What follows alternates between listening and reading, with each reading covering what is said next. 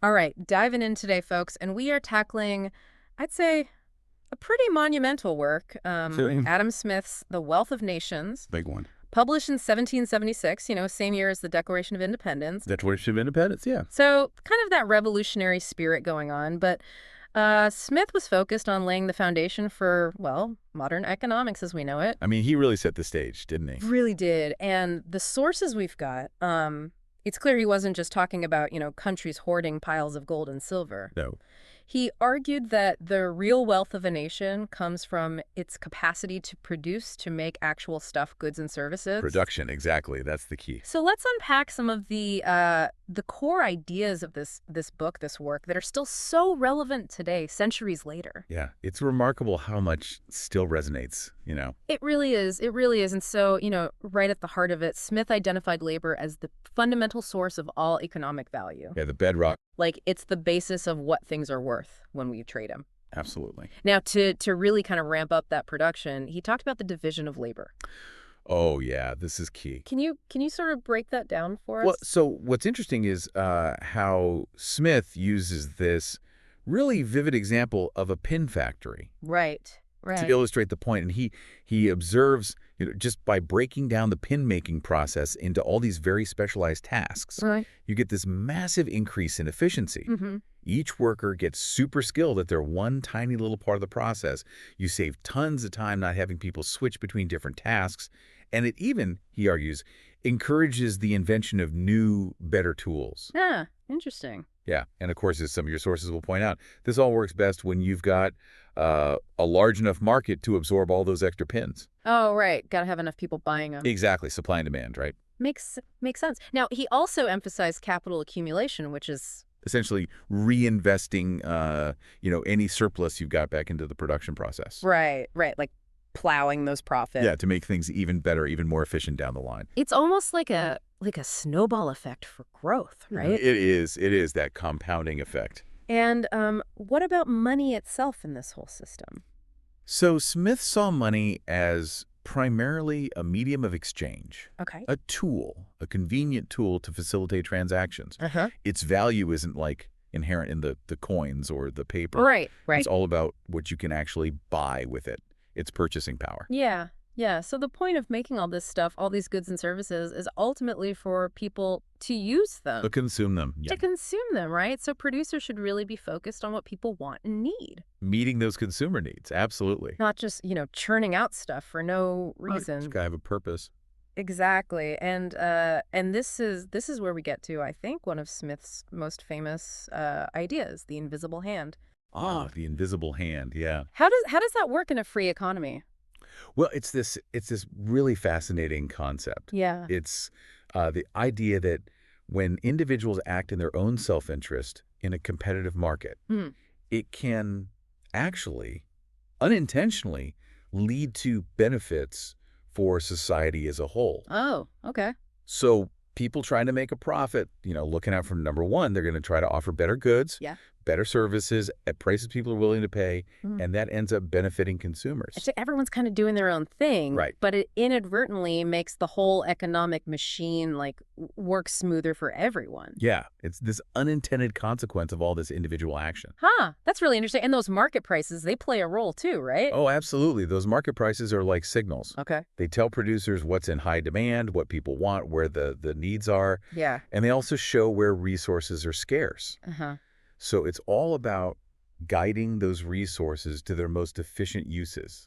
Wow. So prices do a lot more than we think, I guess. They really do. They're information-packed. Interesting. And I do remember reading that Smith actually only used that term invisible hand like a couple of times in the whole book. Yeah, he did. And he sometimes referred to a broader hand of providence as well. Oh, right. So it's more of an overarching principle, Yeah, not necessarily a literal hand reaching down. Right. Now, what about the role of government? Yeah. What did Smith see as the government's role in all of this?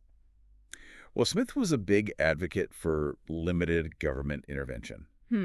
He believed that more often than not, government intervention actually stifled economic growth. Oh, interesting. So he saw the core roles of government as things like national defense. Sure. Having a fair and just legal system to protect property rights. Yeah. to enforce contracts, Makes sense. and to provide those essential public works, the kind of stuff individuals can't really do on their own, like roads, bridges, that sort of thing. Infrastructure. Yeah, yeah. So mostly hands-off Yeah. then, in his view. Largely, yes. Though, as your sources may mention, he did see a role for things like basic education and infrastructure development, as we said. Okay, okay. And he wasn't a fan of those old trade barriers, was he? The tariffs and... No, he heavily criticized those mercantilist trade policies, very much so. Right. He argued, those tariffs and quotas, they restrict trade. Yeah. They lead to inefficiencies. They end up hurting everyone. Interesting. He was very much a proponent of free markets where supply and demand should, largely dictate what's going on. Right, and that leads us to free trade. Yes. Which he was, a huge champion of, right? Oh, yeah. He saw free trade as basically the most direct path to economic prosperity. When countries can trade freely with each other, everyone wins. You get access to a wider variety of goods at lower costs. It's a win-win all around.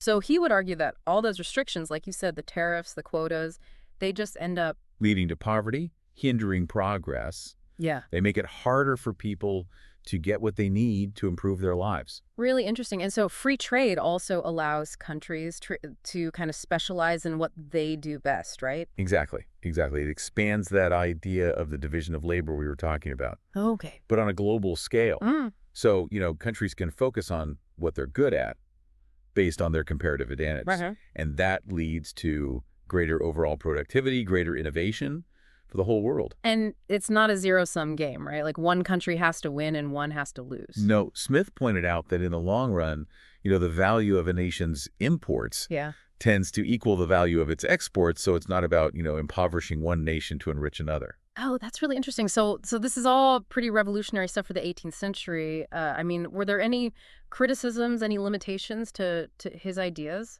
Oh, certainly. Looking back, some argue that Smith didn't fully anticipate the challenges of the Industrial Revolution. Right.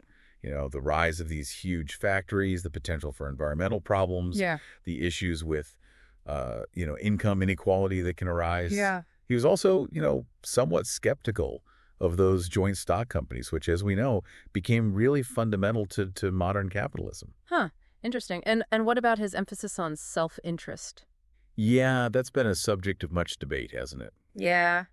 Some critics point out that a singular focus on self-interest might not always lead to the best outcomes for society as a whole. It could overlook things like social welfare or ethical considerations in business. Right. So the invisible hand, while a powerful idea, it's not a perfect mechanism, right? Exactly. It can lead to market failures. It can lead to situations where, government intervention is needed to course correct. Right. And that's where, later economic thinkers like Keynes came in. Yeah. So The Wealth of Nations is a foundational text, no doubt. It really is. But it's also, sparked a lot of debate over the years and continues to shape how we think about economics, both its possibilities and its limitations. And it's still so relevant. Those core ideas about the division of labor, about the benefits of free trade, those have had such a lasting impact, even with the valid criticisms that have been raised over time. Yeah. And, it's amazing to think how much his work influenced actual economic policy in many countries. It's remarkable, really shaped the world we live in. It really did. So, The Wealth of Nations is a vital read for anyone who wants to understand the roots of economic theory. A must read, for sure. Absolutely. And for you, our listeners, as you go about your day, maybe think about how those principles of specialization and trade play out in, maybe unexpected areas of your own life or your community. Yeah, you'd be surprised how often those dynamics are at work. Exactly. Thanks for joining us on this deep dive. Thanks for having me. Until next time. See you then.